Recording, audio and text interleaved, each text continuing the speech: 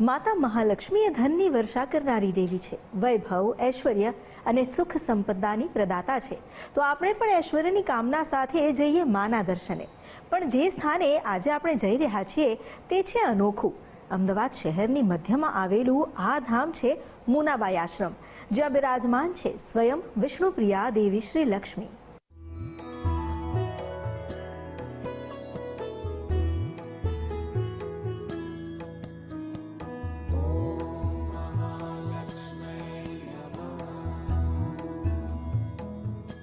વિષ્ણુપ્રિયે નમસ્તુભ્યમ નમસ્તુભ્યમ જગદ્વિતે અર્તિ હંત્રી નમસ્તુભ્યમ સમૃદ્ધિમ કુરુમી સદા.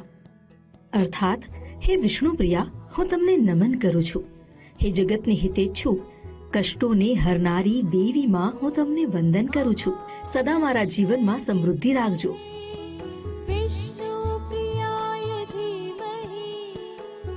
વિષ્ણુપ્રિયા એટલે દેવી લક્ષ્મી, ધન, વૈભવ અને સુખ સમૃદ્ધિ આપનારી દેવી. અને આજ વિષ્ણુપ્રિયા દેવી લક્ષ્મીના દર્શન થાય છે અમદાવાદ શહેરના વિક્ટોરિયા ગાર્ડન વિસ્તારમાં. ભદ્ર તટે અંદાજે સૈકા પુરાણું માં લક્ષ્મીનું મંદિર અમદાવાદીઓની આસ્થાનું કેન્દ્ર છે.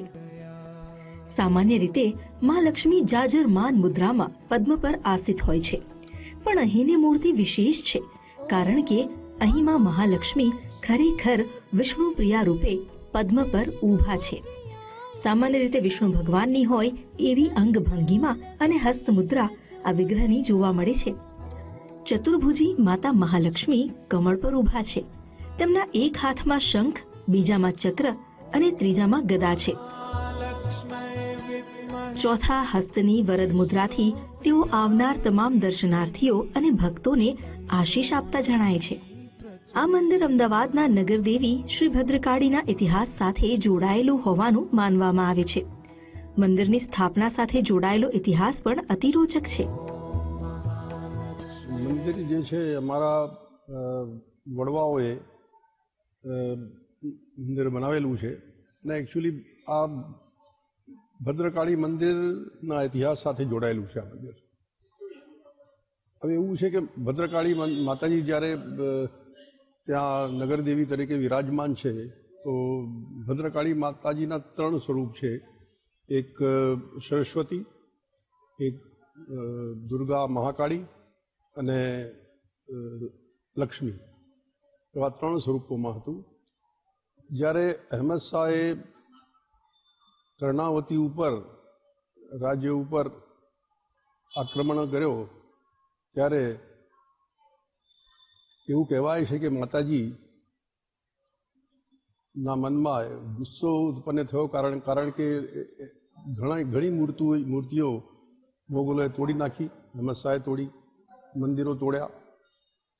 ત્યારે એક દરબારના સ્વપ્નમાં માતાજી આવ્યા અને એમણે કીધું કે મારે અમદાવાદ છોડી દેવું છે. એ દરબાન એ માતાજીને કીધું કે તમે માતાજી રોકાઓ, હું બાદશાહને પૂછીને આવું, પછી તમે નીકળો.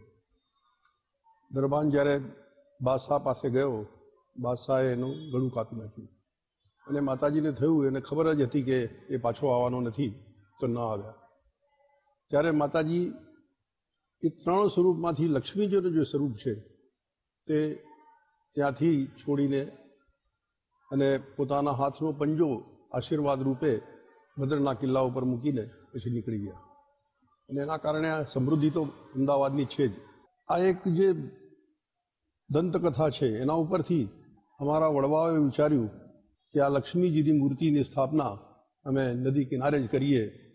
એટલે 100 વર્ષ પહેલાં શ્રી રામબલી મહારાજે આ મૂર્તિની સ્થાપના ત્યાં કરી. અમદાવાદ સમૃદ્ધ શહેર છે માને કારણે, કારણ કે ભદ્રકાળી દેવીની સાથે માં મહાલક્ષ્મી પણ અહીં વસે છે. જો કે તમને સવાલ હશે કે માનું આ મંદિર જે આશ્રમ તરીકેની ઓળખ ધરાવે છે, તો એ કેમ? તેની પાછળ પણ એક રસપ્રદ પ્રસંગ છે. મંદિરની સ્થાપના કરવામાં થોડો પ્રોબ્લેમ હતો, એટલે આ મંદિરનું નામ મુનાબાઈ આશ્રમ તરીકે કહેવામાં આવ્યું છે. કેમ કે અહીંયા જો તકતી તમે જોઈ શકો છો, અને મહારાજશ્રીએ એ વખતના સમયે એ સમયના જે કલેક્ટર હતા જીજી ડ્ર્યુ, એ જીજી ડ્ર્યુના હસ્તે આ મંદિરની સ્થાપના કરી. મંદિરની સ્થાપના તો થઈ જ, પણ સાથે આ આશ્રમની સ્થાપના એમને કરી, કારણ કે એ જે ક્રિશ્ચિયન હતા પણ તો પણ હિન્દુ ધર્મમાં એમની આસ્થા હોવાને કારણે એમને કીધું કે મંદિરનું નામ ના આપો અને મુનાબાઈ આશ્રમ તરીકે લખો. એટલે આપણે જે તકતી અહીંયા જોઈ રહ્યા છે એમાં લખ્યું છે મુનાબાઈ આશ્રમ. મુનાબાઈ એટલે શ્રી રામબલી મહારાજ જે હતા એમના માતાશ્રી, એમના નામે આ આશ્રમનું ડેવલપમેન્ટ કરવામાં આવ્યું. વિષ્ણુપ્રિયા સ્વરૂપે માં મહાલક્ષ્મીનું આ રૂપ અતિ મોહક તો છે જ, પણ મનને શાતા આપનારું છે. જ્યારે શ્રદ્ધાભરી નજરે જોશો તો માની આંખોમાંથી નીતરતો પ્રેમ દેખાશે જ. કદાચ એ પ્રેમ અને માનો પ્રભાવ જ છે કે અહીં આવી ભક્તો કર જોડી માં સામે નતમસ્તક થઈ જાય છે.